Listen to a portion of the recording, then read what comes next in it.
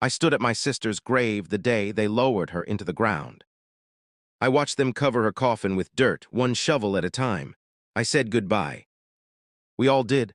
3 nights later at exactly 10:47 p.m., my phone buzzed on my nightstand. The message said, "Good night," and it was from her number. This actually happened. And by the end of this story, you'll understand why the police reopened a case they had already closed, and why some families never get the answers they deserve. Was it a glitch, a cruel prank from someone who knew too much? Or was it proof that something went terribly wrong the night she died?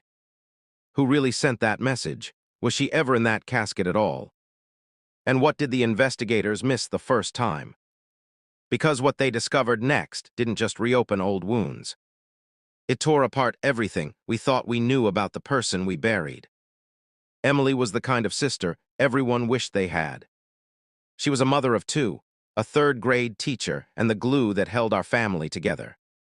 She remembered every birthday, showed up to every graduation, and texted me goodnight almost every single evening, no matter how tired she was. We lived in a quiet town in the Midwest, the kind of place where people still waved at their neighbors and left their doors unlocked. She was steady, reliable, the last person you'd ever expect to disappear. But in the months before her death, something changed. She stopped answering my calls as often. When she did pick up, her voice sounded distant, strained. One night I asked her if she was okay, and she paused for way too long before saying, "I'm fine." I didn't push. I should have, and then one rainy night in late September, she vanished.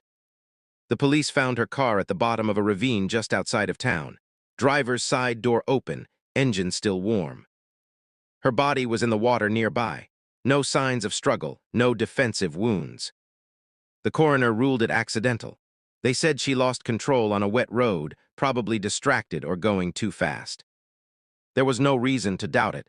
The funeral happened 6 days later. It rained that day too, like the sky knew. I stood next to the grave and watched them lower her casket into the earth. I threw a handful of dirt on top like they told me to. I said her name one last time. And I thought that was the end. I thought grief was all I had left to carry. 3 nights later, I woke up to the sound of my phone vibrating on the nightstand. It was 10:47 p.m., the same time she used to text me. I picked it up half asleep and saw her name on the screen. The message said, "Good night," with the same heart emoji she always used. My hands went cold. I stared at that message for what felt like 5 minutes straight. My first thought was that it was scheduled, some app she had set up before she died. But Emily didn't use apps like that. She barely even used her phone for anything but calls and texts. I told myself it had to be a mistake, a glitch in the system, something explainable. But deep down, I knew something was wrong. The next morning, I called the phone company. They checked the records. The message had been sent manually at 10:47 p.m., 3 days after her burial. It wasn't scheduled. It wasn't automated. Someone typed it and hit send. I asked them if her phone was still active. They said yes. I asked where it was. They couldn't tell me, but they confirmed it had been used multiple times since her death. That's when everything inside me shifted from grief to something sharper: fear. Suspicion, rage. I called the police and told them what happened. At first, they didn't take me seriously. They suggested it might be a family member with access to her account, maybe trying to cope. But I knew that wasn't true. Emily's phone had been in her purse the night she died. The police report said it was destroyed in the crash, water damaged beyond recovery. So how was someone sending texts from it? Before we dive deeper, let us know in the comments where you're watching from.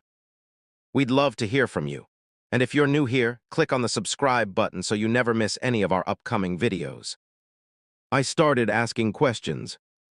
I went back through Emily's last few weeks, talked to her friends, her coworkers, anyone who had seen her before she died. Most of them said the same thing. She seemed off, nervous. One of her fellow teachers said Emily had asked her if she'd ever felt like someone was watching her. Another friend mentioned that Emily had changed her locks a few weeks before the accident. When I asked why, the friend said Emily never gave a clear answer.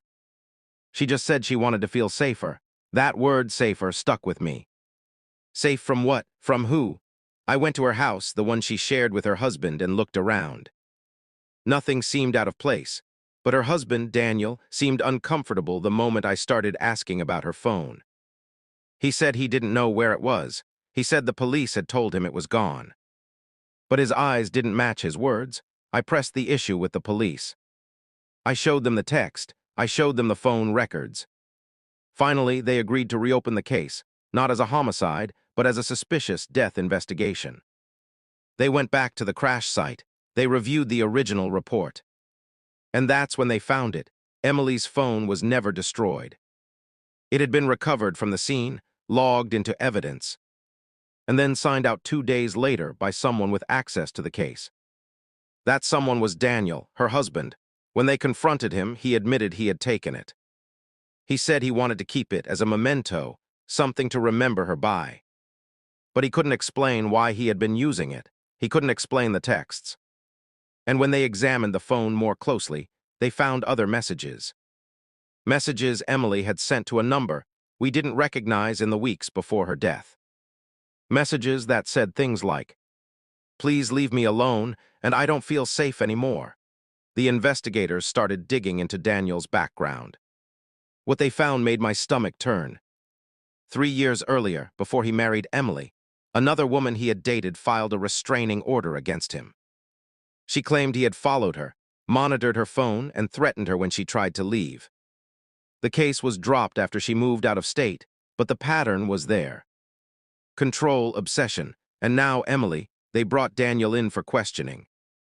He denied everything at first, said Emily's death was an accident and that he only kept the phone because he missed her. But when they told him, they had recovered deleted messages from the phone. Messages he had sent to himself pretending to be her, he broke down. He admitted he had been texting me. He said he thought it would help me cope, help the family feel like she was still around. But that wasn't the whole truth. The real story came out slowly in pieces like shattered glass. Emily had tried to leave him 2 months before she died. She had started packing her things, told a close friend she was planning to file for divorce. Daniel found out. He begged her to stay, promised he'd change, and when that didn't work, he started following her. Tracking her location, going through her phone. The night she died, they had been fighting. She left the house in tears, and he followed her in his truck. Witnesses later came forward saying they saw 2 vehicles on that road that night, one chasing the other. The police couldn't prove he ran her off the road. There were no cameras, no physical evidence tying his truck to the crash.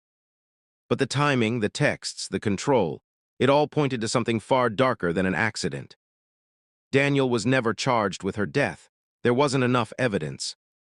But he was charged with tampering with evidence, harassment, and violating probation from the old restraining order. He served 2 years. To this day, he maintains that Emily's death was an accident. But I don't believe him. I don't think I ever will. And here's the part that still keeps me up at night. Her phone number was never disconnected. For months after Daniel went to prison, I kept getting texts from it. Random words, sometimes just a period, sometimes nothing but a blank message. I reported it. The phone company said they'd shut it down. But even now, years later, I still get a message from her number once or twice a year. Always late at night. Always around the same time she used to say goodnight. How would you feel if this happened to you? If someone you buried started reaching out from beyond the grave? Would you want to know the truth, even if it destroyed everything you thought you knew? Emily deserved better. She deserved justice, a real investigation, and a world that believed her when she said she didn't feel safe. I tell her story now because it's the only way I know how to keep her memory alive. Not as a victim, but as a sister who deserved to grow old, to watch her kids graduate, to text me good night for the rest of our lives. And maybe by sharing this, someone else out there who feels trapped, who feels watched, who feels unsafe, will know they're not alone. That it's okay to leave, that it's okay to ask for help. Because staying silent can cost you everything. If this story unsettled you, if it made you think twice about the people we trust, then it did what it was supposed to. The truth isn't always comfortable, but it's necessary. And sometimes, the most haunting mysteries aren't the ones we solve. They're the ones we're forced to live with.